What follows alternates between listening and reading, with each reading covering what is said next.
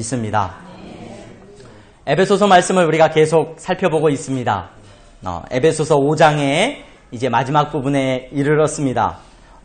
바울은 사도가 성도들에게 진심을 담아서 어떻게 우리가 이 세상 가운데서 빛과 소금으로서 또 성령 안에서 한 몸 된 공동체 안에서 우리가 어떻게 살아가야 될 것인지에 대해서 매우 구체적으로 우리에게 권면하고 가르쳤습니다.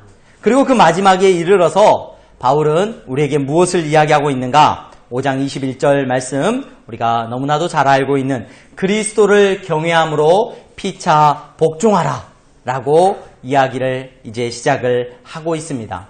이 주제의 말씀은 여러분 기억하실지 모르지만 제가 작년 2018년 5월달 가정의 주일 때 마지막 주일 예배 때 여러분들에게 말씀을 나누었습니다. 피차 복종하십시오 라는 주제의 말씀을 통하여서 복종하다는 이 메시지의 의미는 사랑을 담고 있는 겁니다. 단순히 그냥 굴욕적으로 다른 사람의 말을 그냥 복종한다 라는 의미가 아니라 사랑의 다른 의미가 복종입니다 라는 것에 대해서 여러분들에게 설교를 했었습니다. 그런데 저는 오늘 이 본문을 다시 한번 에베소서의 흐름을 따라서 여러분들에게 설교하면서 특별히 이 복종하라는 메시지, 아니 사랑하라는 메시지라고 한다면 그냥 성도가 사랑하고 서로 관계 속에서 사랑하라고 하는 의미를 준다고 한다면 그냥 사랑하라라고 하지 왜 굳이 복종하라라는 말까지 썼을까? 이 질문을 가지고 저와 여러분들이 오늘 이 본문을 다시 한번 살펴볼 수 있기를 바랍니다. 여러분, 바울은 오늘 성도들에게, 에베소에 있는 성도들에게 오늘 마지막으로 구체적인 권면을 하고 있는데 그 권면의 메시지가 복종하라는 거였어요. 피차 복종하라는 거였습니다. 그런데 이 피차 복종하라는 단어의 의미를 저와 여러분들이 보다 그냥 잘 받아들이기 위해서는 그 앞에 전제되는 내용을 다시 한번 주목해서 볼 필요가 있습니다. 자, 피차 복종하라 라는 말 앞에 어떤 내용이 기록되고 있습니까? 먼저 전제해야 되는 게 있어요. 뭐라고 말을 하고 있습니까? 그리스도를 경외함으로 피차 복종하라 이렇게 이야기를 합니다. 누구를 경외함으로? 그리스도를 경외함으로 피차 복종하라 이렇게 말을 해주고 있어요. 여러분, 이 자리에 나오신 여러분들은 그리스도를 경외하는 분들인 줄로 믿습니다. 그렇죠? 그리스도를 경외하기 때문에 여러분들의 삶은 피차 복종함으로 나아갈 수 있는 근거가 있다는 겁니다. 여러분, 그리스도를 경외한다는 것은 무엇을 말합니까? 그리스도를 경외한다. 경외하다라고 하는 이 표현은 단순히 존경한다라고 하는 의미와는 조금 다른 것 같아요. 경외한다는 의미는 헬라어의 어근을 살펴보면 이 단어는 어떤 단어에서 나온 단어냐면 두려워하다라는 단어에서 나온 의미가 바로 경외하다라는 단어예요. 포보스라고 하는 단어에서 나왔는데 이 단어가 가지는 1차적인 의미는 두려워한다는 의미입니다. 그러니까 오늘 우리가 읽은 본문은 이렇게 해석이 된다는 거예요. 그리스도를 두려워하면서 너희들은 어떻게 해라? 피차 복종해라는 겁니다. 그리스도를 두려워하는 마음으로 존경하면서 서로 복종하는 것이, 피차 복종하는 것이 하나님의 뜻이라는 것을 오늘 사도 바울은 우리에게 말해주고 있습니다. 여러분, 이 자리에 나와서 앉아 계시는 여러분들은 그리스도를 두려워함으로 존경하는 사람들인 줄로 믿습니다. 목사님, 저는 예수님이 사랑이시고 예수님 우리에게 한없는 은혜를 베풀어 주신 분인데 왜 두려워해야 됩니까? 두려워한다는 느낌이 싫습니다. 그런 표현이 싫습니다. 여러분, 그리스도를 왜 우리가 두려워한다라고 고백을 하는 건가? 한번 생각해 보시기 바랍니다. 예수님을 우리가 왜 두려워해야 되나? 여러분, 우리는 예수님을 누구라고 고백하냐면 예수님을 주님이라고 고백해요. 그냥 아무런 의미 없이 주님이라고 고백하는 것이 아니라 그 주님이라는 말은 내 인생의, 내 삶의 주인님이라는 뜻이에요. 그 주인님이라는 의미를 조금 줄여서 주님이라고 우리가 표현을 하고 있습니다. 예수님이 내 인생의 주인입니다 고백하는 사람이에요. 주인과 종, 왠지 느낌이 좀 싫어요. 저와 여러분들은 굉장히 자유로운 세상을 살고 있습니다. 내가 누군가의 종으로 태어나지도 않았고 종으로 살아가지도 않습니다. 그래서 종과 주인에 대해서 이야기를 하고 깊이 묵상하는 것은 우리의 마음을 매우 불편하게 만들 수도 있어요. 하지만 여러분, 성경은 우리에게 분명히 무엇을 이야기하냐면 예수님이 우리의 주인이다 라는 이야기를 계속해서 던져주고 있어요. 그리고 저와 여러분들은 그렇게 고백해요. 예수님이 나의 주님이십니다. 주님, 나의 기도를 들어주세요. 주님, 내가 기도합니다. 습관처럼 말하지만 그 표현 속에는 예수님이 우리의 주인 되신다는 의미가 들어있다는 것을 여러분 간과할 수 없습니다. 주인이라는 고백은 그러면 어떤 고백이에요? 나의 주인이다. 그분이 나의 주인님이시다. 여러분, 이 고백에는 내 생명에 대한 권리, 내가 죽고 사는 것에 대한 권리, 더 나아가서 내 삶에 대한 모든 권리가 누구에게 있다는 거예요? 예수님에게 있다는 겁니다. 내가 죽고 사는 문제, 내 삶의 소유권, 모든 것이 소유가 예수님에게 있다는 것을 우리는 고백하고 믿는 사람들이에요. 그 고백을 가지고 이 자리에 나온 것이 저와 여러분들입니다. 그 사람들이 모여서 드리는 것이 바로 예배인 줄로 믿습니다. 여러분, 주인님에 대해서 우리가 나아갈 때 내 생명을 좌지우지하시고 내 생명의 모든 것들을 주장하고 계시고 내 소유의 모든 것을 주장하시는 분 앞에 나갈 때 저와 여러분들이 두려움을 갖지 않는다? 그건 조금은 이상한 느낌일 수도 있습니다. 두려워하지 않고 그냥 사랑한다? 여러분, 두려움 다음에 사랑이 나옵니다. 두려움 다음에 은혜가 나오고요. 두려움 다음에 저와 여러분들은 은혜를 경험할 수 있다는 것을 부인할 수가 없습니다. 살아계신 나의 주인, 나의 구원자, 그분을 두려워하는 마음으로 저와 여러분들이 이 자리에 앉아 있습니다. 저는 받아들일 수 없습니다. 그냥 어렵습니다. 그분이 내 생명을 좌지우지, 나는 자유로운 인간이고 싶습니다. 근대 이후에 많은 철학자들이나 많은 사람들의 생각 속에는 신을 부인하기 시작합니다. 나는 싫어. 나는 그런 종되는 거 싫어. 나는 자유로운 사람이야. 나는 자유롭게 살 거야. 나는 아무것도 두려워하지 않을 거야. 나는 이 세상에 두려운 것이 없는 사람이야. 이런 마음으로 살아가는 사람이 있을지 모르겠습니다. 또 하나님, 내가 하나님을 두려워합니다 라고 말은 하지만 실제로는 하나님을 전혀 두려워하지 않는 사람도 있을지 모르겠습니다. 여러분, 그런데 그러한 사람들도 나는 종이 아니야. 나는 누구를 두려워하지 않아. 나는 어떤 것도 내 위에 두지 않았어 라고 말하는 사람이라고 할지라도 가만히 그 사람의 삶의 모습을 살펴보면 무언가를 두려워하고 있다는 것은 부인할 수가 없습니다. 죽음을 두려워하든지 사람을 두려워하든지 아니면 돈을, 물질을 두려워하든지 그 무엇인가를 두려워하면서 사람들은 살아가고 있어요. 제가 여러분들에게 이 두려움에 대해서, 이 경외한다는 것에 대해서 이렇게 말씀을 드리는 이유가 무엇이냐? 이 경외하는 것에서부터 저와 여러분들의 관계가 어떻게 형성되어지는지가 나오기 때문에 그래요. 무엇을 두려워하는지에 따라서 부부간의 관계, 오늘 저와 여러분들은 특별히 부부의 관계에 대해서 살펴볼 거예요. 그리고 자녀와의 관계, 또 직장에서의 관계, 모든 관계가 무엇을 두려워하는 사람인가에서부터 출발한다는 것을 저와 여러분들이 기억할 수 있기를 바랍니다. 사람들은 무엇을 두려워하면서 사는가? 무엇을 두려워하면서 사는가? 저는 두려워하는 게 없는데요. 제가 이 본문의 말씀을 준비하면서 옛날 동화가 하나 생각이 났어요. 재밌는 동화가. 동화기 때문에 여러분 도깨비 이야기가 나와도 이해해 주시기 바랍니다. 한 사람이 도깨비하고 친구가 됐어요. 친구가 됐는데 도깨비가 매일 밤 찾아와가지고 이야기를 막 나누는 거예요. 어느 날 물어봅니다. 친구. 그 사람이, 그 남자가 도깨비한테 물어봤어요. 너는 뭐가 제일 무섭냐? 너는 무서운 게 하나도 없지? 그러니까 도깨비가 나는 닭피가 제일 무서워. 이랬어요. 난 닭피만 보면 어쩔 줄 모르. 그럼 너는 뭐가 제일 무섭니? 그러니까 그 사람이 곰곰이 생각하다가 난 돈이 제일 무서워. 이렇게 이야기를 했어요. 너무 밤마다 이 도깨비가 자주 찾아오니까 피곤해. 그래서 이제 도깨비가 그만 찾아왔으면 좋겠다 생각을 했어요. 그래서 어떻게 하면 도깨비가 안 찾아오게 할 수 있을까 생각을 하다가 닭피를 집 주변에다 싹 뿌려놨어요. 그랬더니 뭐라 그래요? 그 다음날 도깨비가 찾아왔다가 깜짝 놀라서 도망을 갔어요. 이런 나쁜 놈이 있나? 그리고 그 남자가 하룻밤이 지나고 일어났더니 집에 뭐가 가득 있어요?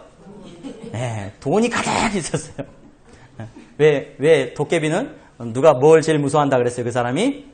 돈을 제일 무서워. 나 돈이 제일 무서워 그랬는데 돈이나 받아라 하고 돈을 던져놓고 갔다는 이야기 여러분 한 번쯤은 들어보셨을 거예요.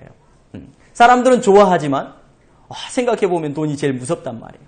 그래서 돈 때문에 자기의 삶을 살아가는 그런 사람들에 대한 이야기가 얼마든지 우리는 살펴볼 수 있고 우리 주변에 볼 수가 있습니다. 여러분, 오늘 성경은 오늘 우리에게 말해주고 있습니다.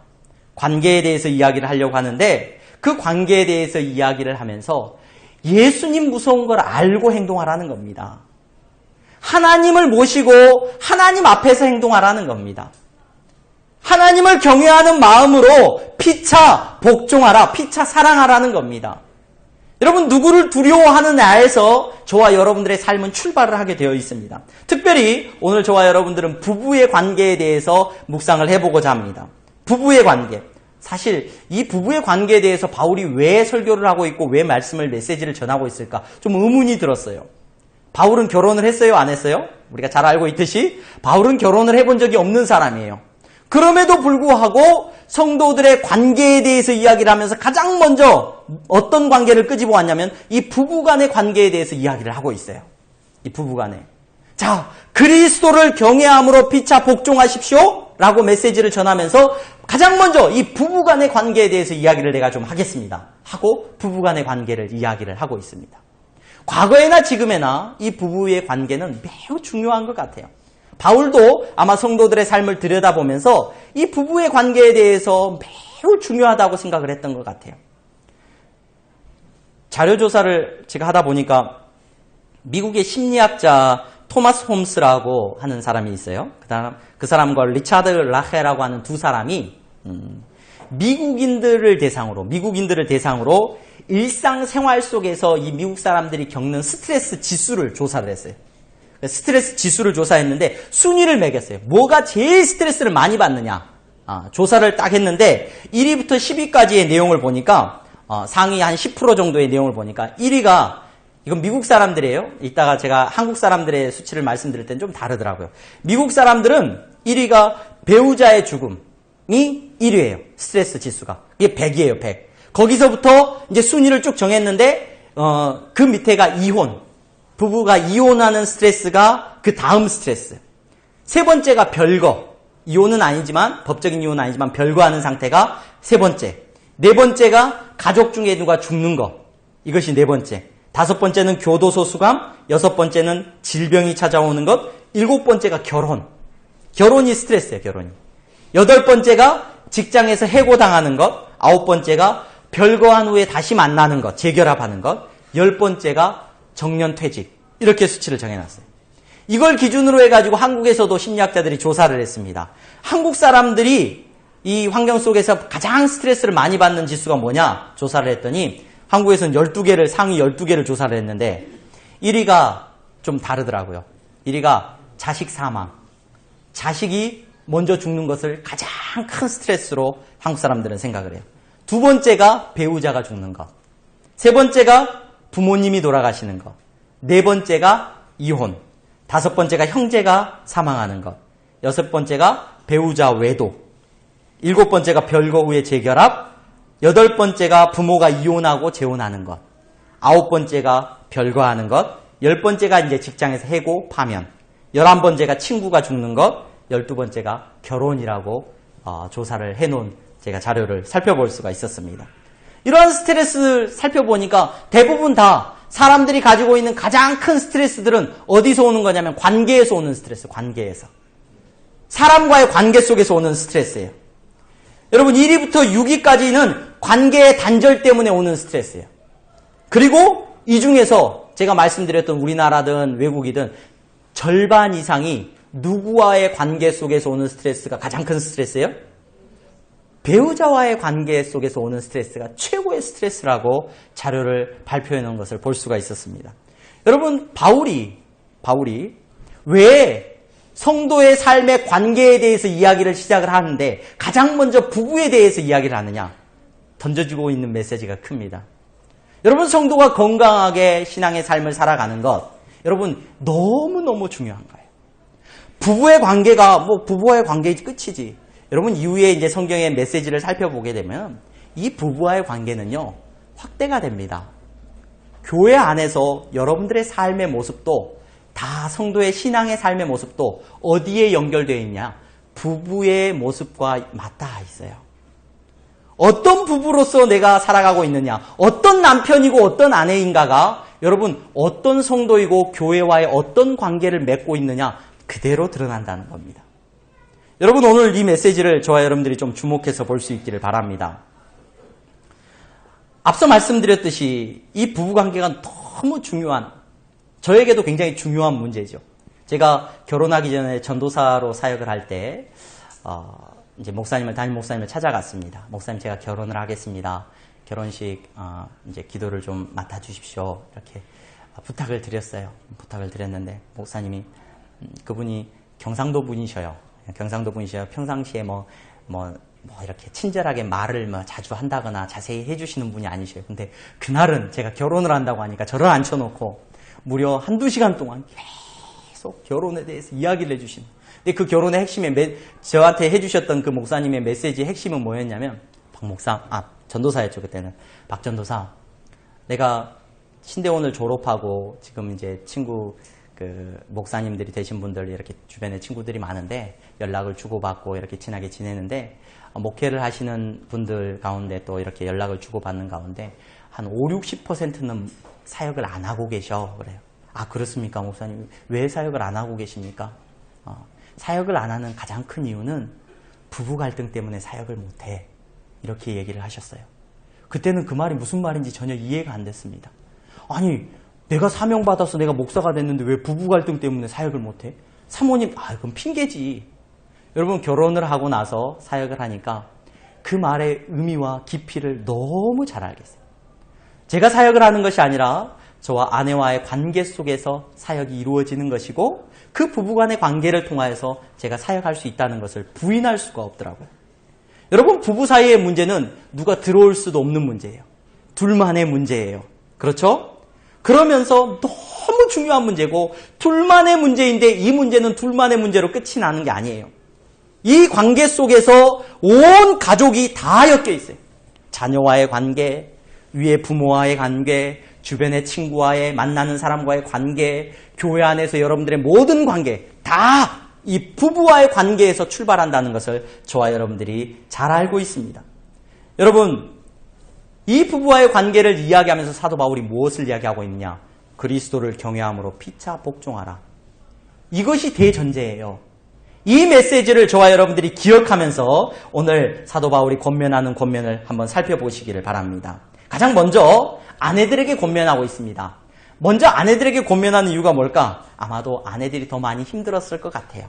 아내들이 더 많이 힘들어하니까 아내들에게 권면하는 겁니다. 뭐라고 권면하냐면 남편에게 복종하기를 죽게 하듯 하라. 여러분, 좀 편해요, 안 편해요? 오늘날 여러분 이 메시지를 설교하는 것은 굉장히 어렵습니다. 특별히 남자 목사가 여러분들에게 이 설교를 하는 것은 굉장히 여러분들의 마음에 이미 한번 뭘 생기게 만들어요? 반감을 가지게 만들어요. 그리고 남자니까 저런 이야기를 하지. 굉장히 어려운 이야기일 수 있습니다. 그런데 여러분, 이 본문을 가만히 한번 살펴보시기를 바랍니다. 남편에게 복종하기를 죽게 하듯 하라. 이렇게 말을 했는데 심지어 이 남편에 대해서 이야기를 하면서 남편과 아내와의 관계를 마치 예수님과 교회와의 관계까지 확장시켜서 비유하면서 그렇게 말을 하고 있어요. 이 말은 굉장히 많은 것을 의미해주고 있습니다. 제가 지난번 설교에서 말씀드렸던 것은 복종은 사랑입니다. 맞아요. 사랑이기 때문에 여러분 남편을 사랑해야 된다는 말로 여러분들이 이해가 되셨을 겁니다. 그런데 왜 복종이라는 말로 표현을 하고 있을까? 왜 복종이라는 말로? 아니, 남편을 그냥 사랑한다는 말로 하면 되는데 왜 복종하라는 말을 하고 있는가? 복종한다는 것은 싫어도 하는 것을 말하는 거거든요. 굉장히 조심스럽습니다. 이 표현은. 요즘 같은 세상에 이 복종이라는 말이 가당키나 하는 말이죠. 맞습니다. 그런 의미에서 단순히 그냥 이렇게 복종하라 제가 여러분들에게 말씀한다고 한다면 여러분 받아들일 수 있는 사람이 아무도 없을 거예요. 저도 그런 말을 그런 의미에서 여러분들에게 아내로서 복종하라는 말을 사용하지는 않겠습니다. 여인의 인권과 여자들의 어떤 권리와 그것들은 분명히 더 높아져야 되고 그것들은 분명히 더 확인되어져야 되는 것이 맞습니다. 그런데 오늘 성경 속에서 말하고 있는 이 의미를 다시 한번 생각해 보셔요. 무엇을 두려워함으로? 무엇을 경외함으로? 그리스도를 경외함으로 피차 복종하라는 거예요. 피차 복종. 누구를 경외해요? 그리스도를 두려워함으로 피차 복종하라는 겁니다. 여러분, 내 남편을 누가 보내주셨느냐? 남편의 주인이 누구예요? 그리스도예요. 주인된 남편과 나만의 관계가 아니라 우리 사이에는 누가 계셔요? 예수님이 계셔요.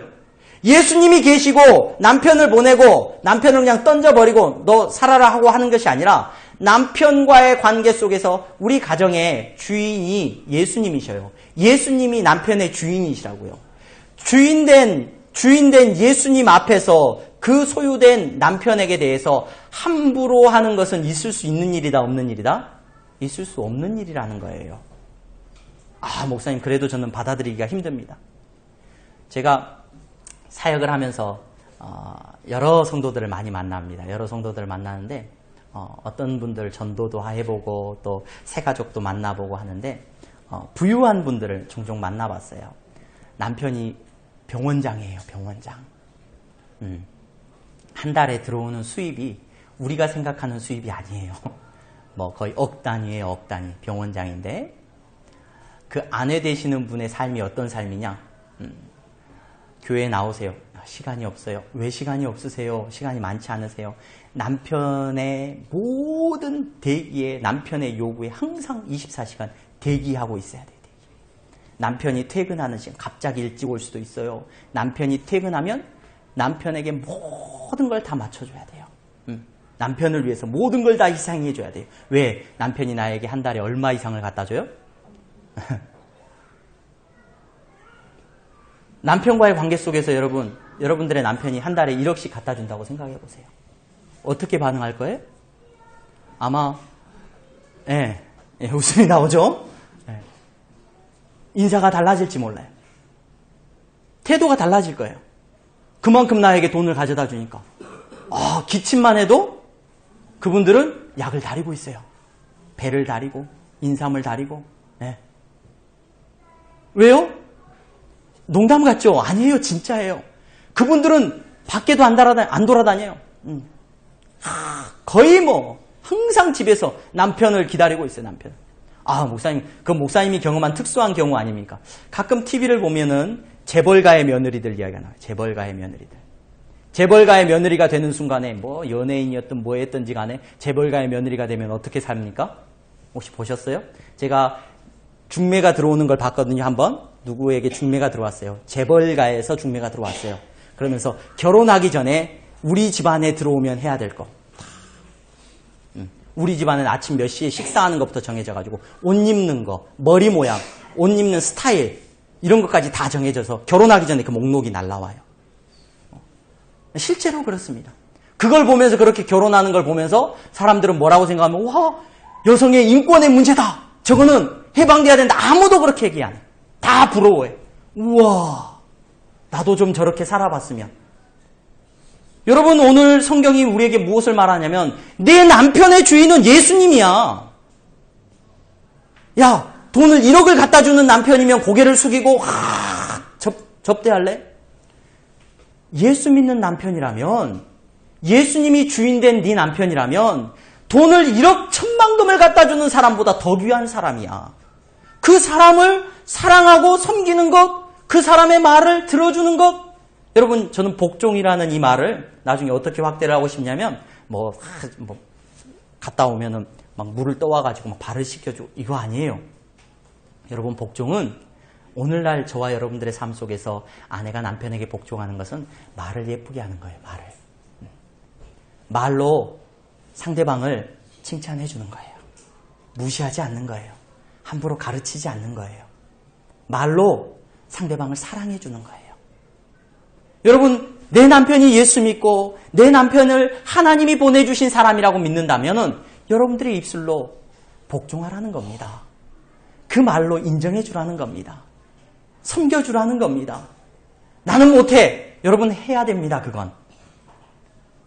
여러분들이 돈 앞에서 엎드리는 것보다 저와 여러분들은 예수 그리스도를 경외하는 사람들이기 때문에 반드시 저와 여러분들의 만남 속에서 저와 여러분들은 피차 복종하는 삶을 사는 것이 맞다는 것을 기억하시기를 바랍니다. 아내들에게 짧은 3절의 말을 했어요. 남편들에게는 그 다음 전부 다예요. 전부 다. 무엇을 얘기하고 있습니까? 피차 복종하라예요. 남편들도 아내에게 뭐 하라는 거예요? 복종하라는 거예요. 복종하라는 거. 근데 그 복종을 이번에는 사랑이라는 말로 표현했어요. 왜냐하면 질서의 문제였기 때문에 그래요. 질서의 문제였기 때문에. 그런데 사랑하라는 말로 하는데 심지어 누구에게 비유하냐면 예수님이 교회를 사랑하는 것처럼 너도 사랑하라는 겁니다. 예수님이 교회를 사랑하는 것처럼. 여러분 이 말의 무게를 알 때 우리는 얼마나 힘이 드는지 몰라요. 생명까지도 내어놓고 사랑하라는 거죠. 단순히 내 기분대로 이렇게 행동하라는 것이 아니에요. 여러분 이 메시지를 보면서 저는 참 제가 은혜되는 내용이 있어서 저희 아내한테 제가 참 어제도 하루 종일 쫓아다니면서 내가 이렇게 은혜를 받았는데 이야기를 했는데 실상은 많이 이렇게 행복하게 편하게 못 해준 것 같아요. 우리 심집사님이 들어오면서 저희 사모를 보면서 목사님 고생 좀 그만 시키세요 그러는 거예요. 그래서 내가 고생을 너무 마르셨네. 너무 고생시키신다고 그래가지고 제가 뜨끔했습니다. 말로만 내가 잘한다고 하는구나. 무슨 생각이 들었냐면 여러분 그리스도를 경외함으로 피차 복종하라. 남편들에게 하는 말이에요. 그리스도를 경외함으로 아내를 사랑하라. 자, 아내의 친정이 어디냐? 여러분 아내의 친정이 어디예요? 아내의 장인어른이 누구냐? 아내의 우리 장인어른은 힘도 없고 재산도 없고 아무것도 없고 내가 먹여 살리고. 여러분 착각하지 마시라는 거예요. 아내의 장인어른이 하나님이에요. 하나님. 아내의 친정이 누구냐? 하나님이에요. 하나님. 예수님이 아내의 편에 서 계셔요. 아내가 힘들고 어렵고 누구한테 얘기해요? 예수님한테 기도해요. 남편이 아내에게 아내에게 함부로 말하고 화낼 때 내 옆에 장인어른 하나님이 계시다라고 생각을 하고 말하라는 겁니다. 여러분 오늘 성경은 심지어 어떻게까지 이해를 돕기 위해서 말하냐면 네가 하는 모든 행동은 다 너한테 하는 거야. 너한테. 네가 아내를 사랑하는 모든 행동은 다 너에게 하는 거야. 너에게. 예수님이 교회를 향하여서 죽기까지 사랑하셨던 건 너도 해야 되고 여러분 너 다시 생각해야 되는데 남편들에게 뭐라고 권면을 하냐면 아내를 존경하는 건 너 자신을 존경하는 거야. 아내를 섬기는 것 너를 섬기는 거지 다른 사람을 섬기는 게 아니야. 아내의 뒤편에 누가 서 있어? 내가 서 있어. 내가. 이거 잊지 말고 복종해라. 남편들에게 권면하고 있는 내용입니다. 여러분 저와 여러분들은 그리스도를 경외함으로 피차 복종하는 사람들이 되어야 될 줄로 믿습니다. 아내 여러분, 남편들을 향하여서 복종하십시오. 다른 걸 복종하라는 것이 아니라 아름답게 말하십시오. 존경하듯이 말하십시오. 아니, 존경함으로 말하십시오. 인정하면서 말하십시오. 축복하면서 말하십시오. 그럴 줄 알았다가 아니라 철이 없고 좀 부족해 보여도 잘 될 거라고 격려해 주십시오. 여러분, 그것이 피차 사랑하는 것이고 피차 복종하는 것입니다. 남편 여러분, 우리는 그리스도 앞에서 아내에게 행동해야 됩니다. 과거에 바울이 아마 이 편지를 쓸 당시에는 아내의 가치는 지참금을 얼마 갖고 오느냐, 저 사람이 내 삶에 얼마나 도움을 줬느냐, 그걸로 평가했을 거예요. 그런데 여러분, 아내의 가치는 하나님께서 주신 분이고, 여러분, 하나님께서 그 옆에 서서 그 아내를 지키고 계시고 사랑하는 딸이라고 부르고 계시다는 것을 기억하면서 말하고 행동하시라는 겁니다. 이 관계 속에서 저와 여러분들이 바르게 부부와의 관계를 맺어갈 때 이 관계는 어떻게 말을 하고 있냐면, 자, 이제 교회와의 관계로 확장이 돼요. 여러분들과 교회의 관계는, 향동교회와 여러분들 개인의 관계는 어떤 관계냐? 부부와의 관계가 똑같아요. 목사인 저와 향동교회와의 관계도 마찬가지입니다. 성도님들과 저와의 관계도 마찬가지입니다. 그리스도를 경외함으로 저와 여러분들은 피차 뭐 해야 돼요? 복종해야 돼요. 아름답게 말해야 됩니다. 피차, 하나님이 사랑하시는 성도이기 때문에, 하나님이 사랑하시는 양이기 때문에 내 자녀를 너에게 맡겨서 너가 돕고 신앙생활 잘할 수 있도록 하나님이 저에게 맡기셨다면 여러분들은 그냥 여러분들이 아니라 하나님이 사랑하시는 자녀들이기 때문에 한 분 한 분을 뵐 때마다 마치 예수님을 만난 것처럼 여러분들을 사랑으로 섬기는 것이 저의 사명입니다. 저 역시 마찬가지입니다. 저를 누가 보내셨느냐? 하나님께서 이 자리에 보내신 줄로 믿습니다. 여러분 그 믿음 가운데 저를 바라봐 주시고 저에게 권면해 주시고 저를 사랑해 주셔야 됩니다. 이 관계가 여러분 그리스도를 경외함으로 피차 서로를 사랑하고 복종하는 관계예요. 이 관계가 깨어지면 아무것도 아니에요. 여러분 부부와의 관계 속에서 더 나아가서 교회의 관계로 여러분들의 신앙이 아름답게 세워져 나가기를 주님의 이름으로 축원합니다. 스트레스 어디서 받냐면요. 부부 사이에서 아내 말 때문에 스트레스를 받아요. 남편들은. 남편이 하는 행동 때문에 남편이 아내를 사랑하지 않는 것 때문에 여러분 아내들은 상처를 받고 그것 때문에 스트레스를 받죠. 교회에서도 마찬가지 아니겠습니까? 목사 때문에 스트레스를 받죠. 건물 때문에 스트레스 받는 건 없을 거예요. 여러분. 잘 압니다. 네. 저도 누구 때문에 스트레스를 받겠습니까? 여러분 때문에 스트레스를 받겠죠. 그렇죠. 서로가 사랑하고 복종하는 아름다운 관계가 될 수 있기를 주님